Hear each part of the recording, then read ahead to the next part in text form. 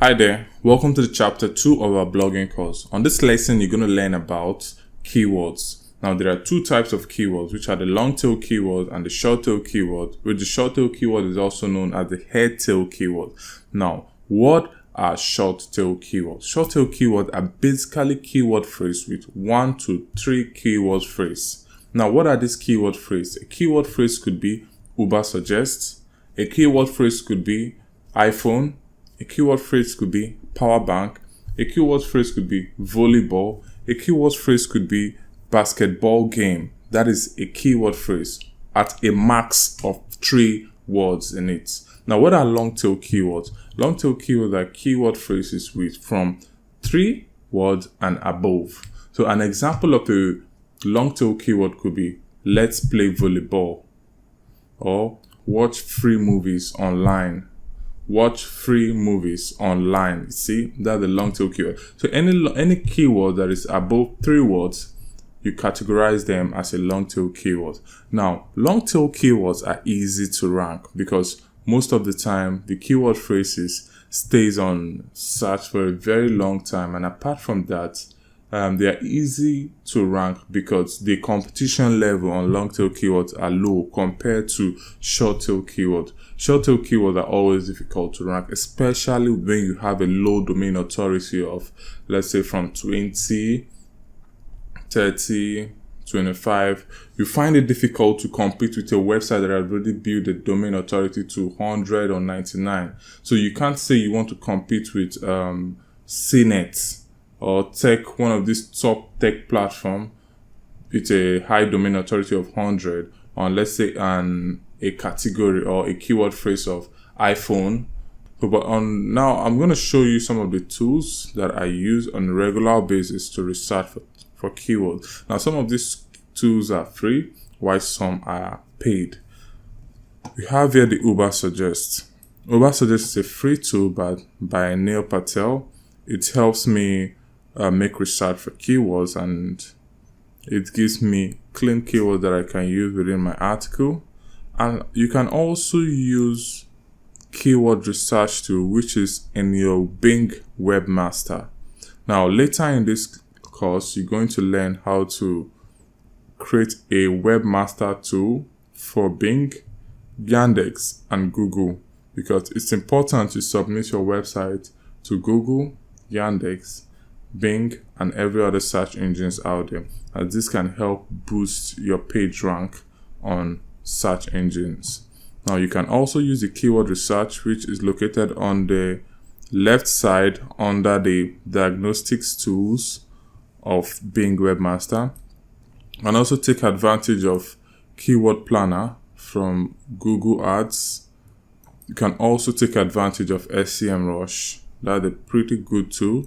You can also take advantage of keyword tools, Alexa, and even Google. Now, among all these tools, one of the best I love so far, and I've tested and I so much love the way it provides me the data that I need, is SEMrush. But the only thing about SEMrush is that you cannot use it. You cannot use it for free, and the cheapest plan they have starts from $99 or something like that. But one of the reasons why I like SEMrush is because it gives me close to accurate data, and apart from that, I have my hand filled with bunch of keywords that I can analyze for article. I can download my keywords to Excel and much more. But for this lesson, we're going to be using Uber Suggest because it's a free tool as well, and you can use it without paying any dime. And then maybe once you start making substantial amount of money from your blog, you can now decide to migrate or upgrade to SEMrush. So now let's try a keyword here. Okay, we have drop shopping here. Let's see what we have on drop shopping. So wait for it to load. So let's say I want to write an article on drop shopping. I want to enlighten my readers about drop shopping. So the first thing you have to do is to research that keyword to see if the competition is high and if the search volume is high as well. If the competition on drop shopping is high, then I will just have to take my mind off the drop shopping, because since my domain authority is low, I know I might not be able to compete for such kind of keywords. But nonetheless, you can still write and try to share, boost, look for backlinks for that particular article, and you might stand a chance to rank on search engine. So as you can see, what it says here, it has 74,000 search volume, and the difficulty is 75. The paid difficulty is 70. So with these two volumes, and if you have a low domain authority, you would not be able to compete for such kind of keyword. So we're going to be looking for SEO difficulty and paid difficulty of around, let's say, 60 and 50. We can still manage that. But when you're starting up a new blog, you should look for keyword difficulties that are extremely low, close to like 30 or 40. You might still be able to do well. So these are some of the keywords that is suggesting: dropshipping, 74,000, and difficult level is high. So if I'm to write this article, I'm going to pick this. So let's say I open my notepad. I paste my keywords that I want to use for my article. Hold on. So I come here. You can see this keyword is high as well. So I'm going to ignore that. So let's click on view all keywords to get an idea of other keywords. And before I forget, these are Shorttail keywords. You can see one single word phrase, one double keyword phrase, which is drop shipping suppliers, drop shipping with Amazon. This is also a Shorttail keyword, because most time search engines do not count or record with. We also have dropshipping Amazon, dropshipping on Amazon. These are all Shorttail keywords. So while I'm scrolling down, I'm trying to look for keywords that are low and have a little bit of search volume, reasonable number of search volume that I can use to write my article. So what I can see here, I have dropshipping definition, which means in my title, I'm going to ensure I have something related to dropshipping definition among my H2. So as you can see, this is how you research for keywords. So let's see how it's going to look like, what kind of data it will generate for us on the Bing search. So you paste it in and click on search. Let's see what we have. So according to Bing is telling us that dropshipping generates close to 19,602 search. This is how many times this dropshipping appears on search.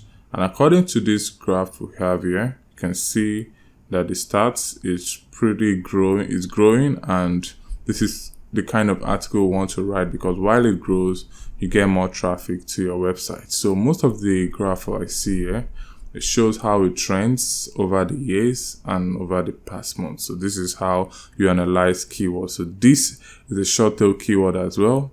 Shipping, drop shipping business opportunities. But most times, I see most people categorizing the drop shipping opportunities as a long tail keyword, because there are no keyword phrase like wheat, toe, and things like that. So you can also categorize this as long tail keywords, but basically short tail keywords are basically a keyword phrase to 3 keyword phrase, while long tail keywords are from 4 and above. So these are all short tail keywords, and this is a good example of a long tail keyword. As you can see, the competition level on long tail keywords are low and the search volume are usually low.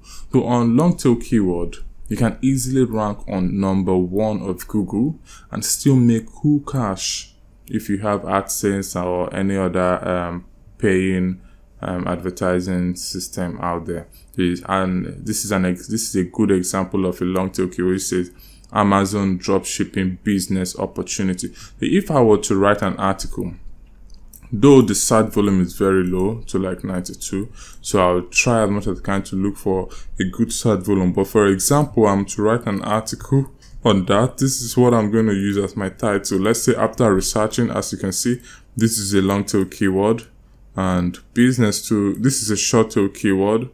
Business is also a good keyword search.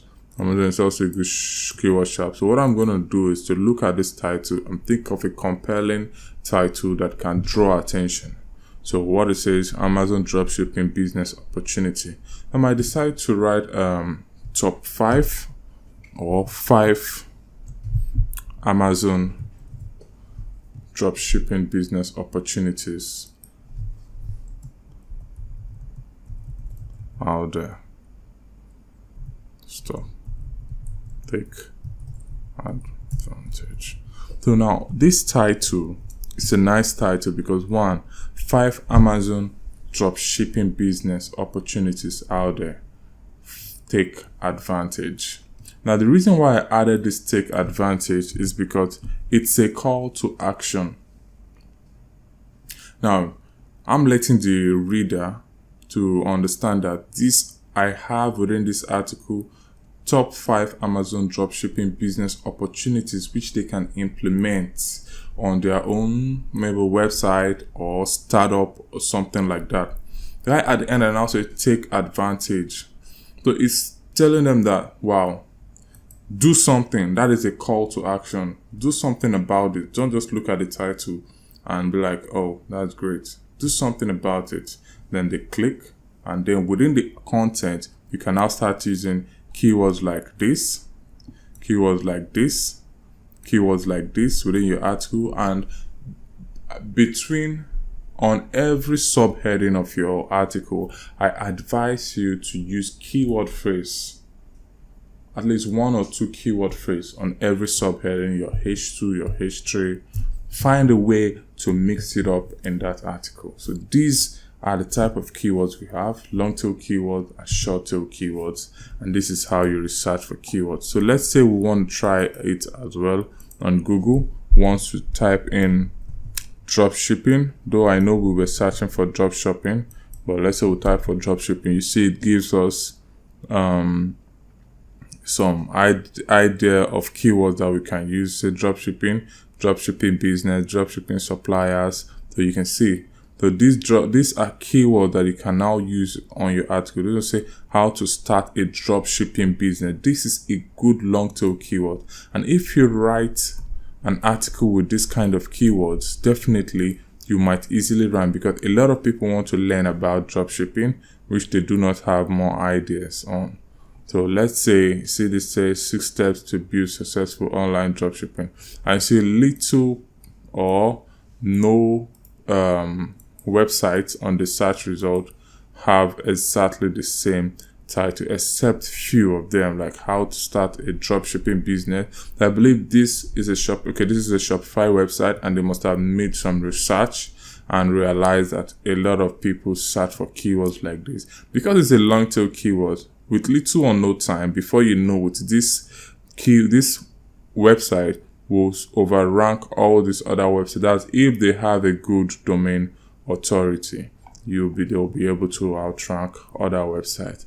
So on SEMrush, you paste in your URL, your keyword here, and make research, same as this. But this is not a free tool. This is not a free tool, although they can only give you a limit of just few keywords to view. So when you're making research for keywords, ensure the search volume is high and the difficulty is not close to 100.